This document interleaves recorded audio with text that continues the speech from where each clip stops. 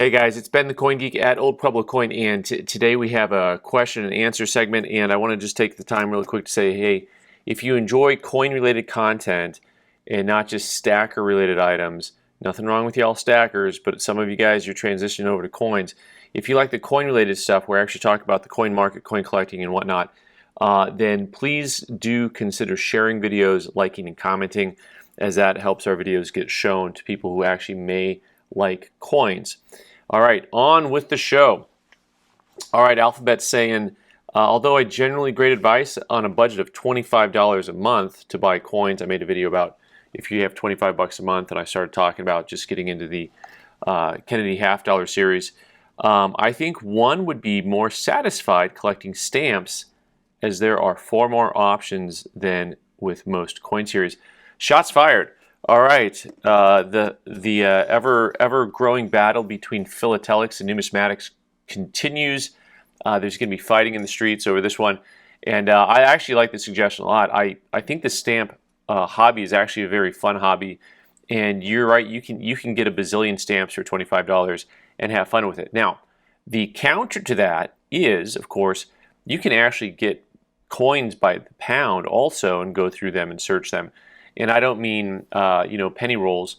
World coins, you can actually still buy world coins by the pound or points by the count, however the English works out. And, it's a very fun way to collect. It's actually exactly how I got into collecting originally with just boxes of foreign coins that were cheap, and you could go through them and have fun. We have a quarter box here where people can just pick through and for a quarter each. So you can get a lot of coins for $25, just like you can get a lot of stamps for $25. So I do appreciate the comment. That's something else for people to consider. Of course, the point of that video was I was trying to walk people through an actual series and what it would look like, just so people know that they can collect an actual series of coins and have some fun with it. Raymond, how's the cost of tables compared to the shows in your area? I know table rent is going up next year at the Central State Show. So I was just at the Central State Show, and it's some prime real estate. The table was $1,000 for one table. Next year it's going to be $1,100 for one table. Now that's not counting any of my flight and transportation. I can't just beam myself up, Scotty, which would help probably quite a bit. And so it's an expensive show to go to. And I'm trying to conceptualize the right size show. So, we're putting a show on in January. And it's going to be, here in the Tucson area, and tables. You think I'd remember the table price at my own show, but it's like $375 a table, but it's cheaper by the dozen, right? So they do get cheaper as you buy more. But when people do one-day shows at different places, depending on where they're set up at, it's a club show. That might be a $50 or $75 buy for people on a little one-day show where the show's open for 5 hours on a Sunday, and it's at a like women's center or I was trying to throw initials out there for the law enforcement places, but for the life of me the initials just evaporated. So but for example, there are plenty of shows that I go to where the tables will be $400, $500, $600, $700 a table, depending on the show length of the show. So usually if you've got a 3-day show, you're going to see a more expensive table because you are renting the table. They are renting the space for multiple days. And so one of the reasons why the show is more expensive, and you have to consider it this way, is the amount of time you spend there, right? So usually a 3-day show is more expensive than a 2-day show. And the big exception, of course, is Albuquerque, where the tables, I think, are like 2.5. They're like $250 for a 3-day show. And but one of the things that's been very consistent for me is whenever I go to a 3-day show, day 3, the people are packing up and leaving. I know for me, depending on when day 3 is or how it falls on the calendar, oftentimes I do have to hit the road before the show is over. And that was true for a lot of people at the Central State Show. A lot of people don't even go to day 3. It's one of the reasons why we're formatting our show to be a Friday, Saturday show only, and have, I think 2 days is the right amount of time for people to come in, be at a show, do a show. And there's something about being right size. So when you do the fun show or an ANA show, one of these really big shows, it's very interesting to kind of see just how much foot traffic is still there on the last day of the show. And so the price points are all over for, and as far as like, I don't set up at smaller shows on the East Coast or anything, so I don't know exactly how much the tables are, but I know guys that set up at shows that are just one-day club shows on the East Coast. I'm guessing even those are not super expensive.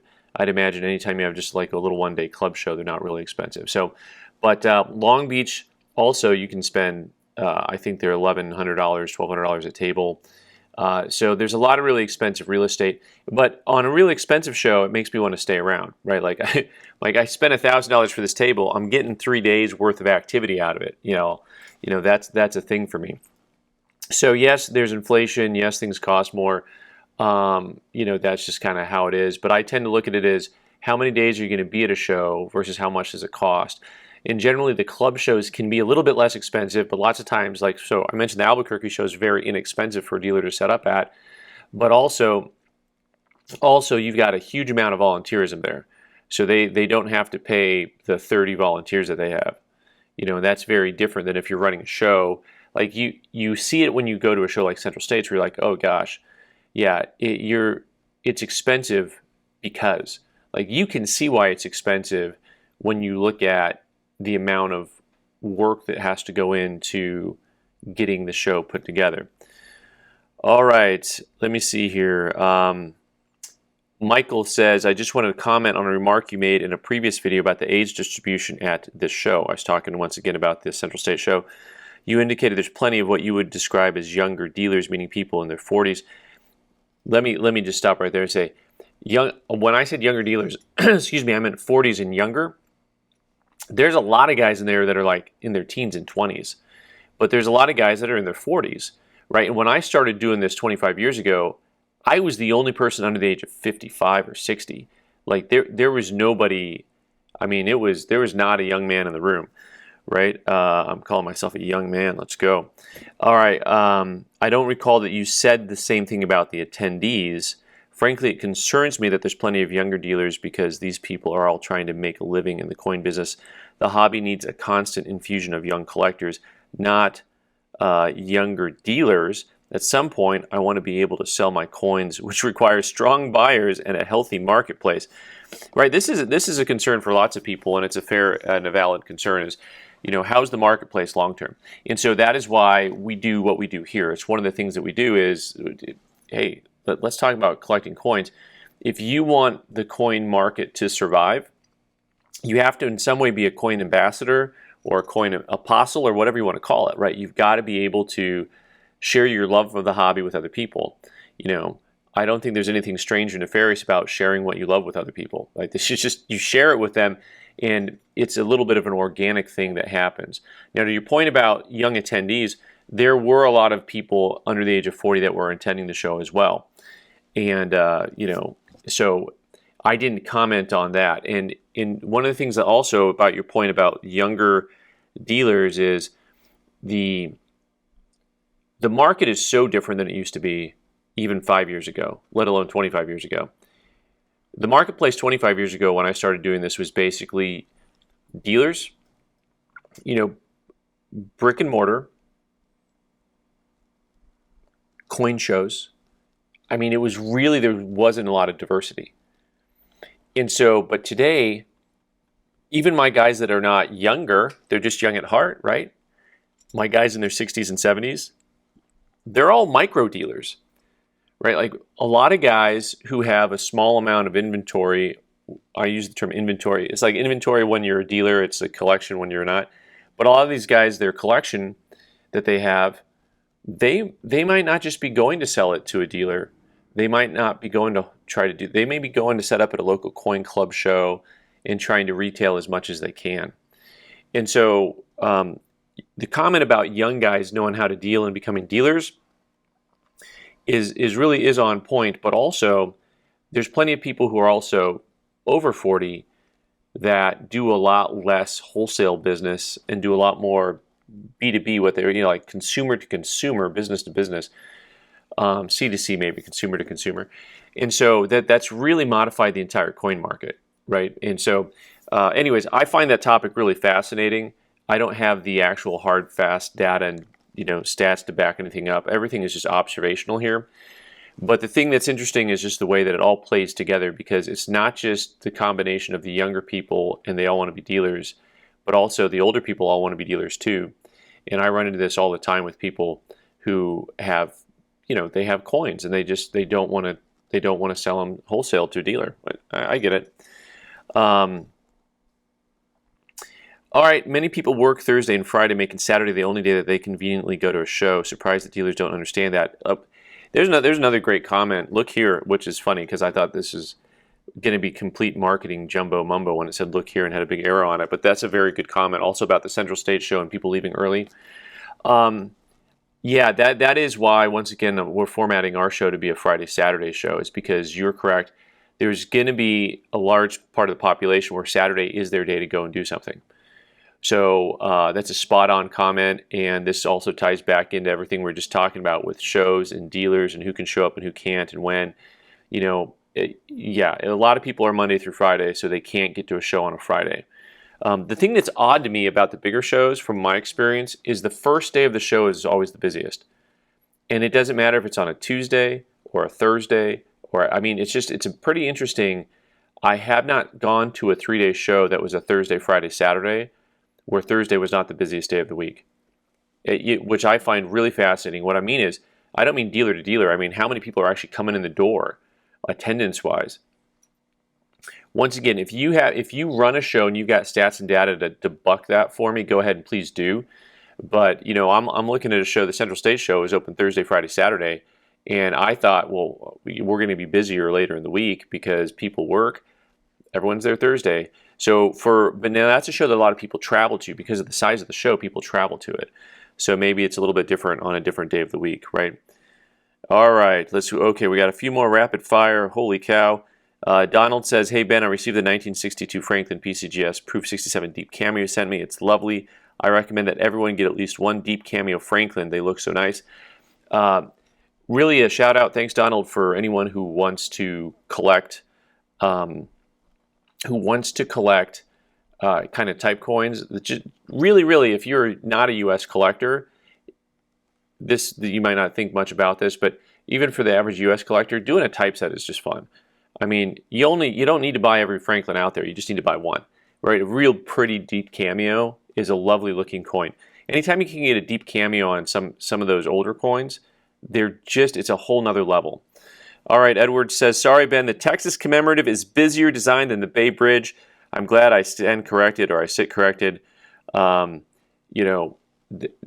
Yes, the Texas is like way busy, and I'm with you on that. I yield the floor, sir, Senator. Yeah. All right, Southern Canadian Coin says, this is like Yu-Gi-Oh! And Pokemans are now affecting the coin community. We're talking about, of course, the vault box, open box stuff. It's a whole different level of things that go on. It is coin marketing. It is not coin collecting how would I put this? You can collect however you want to, right?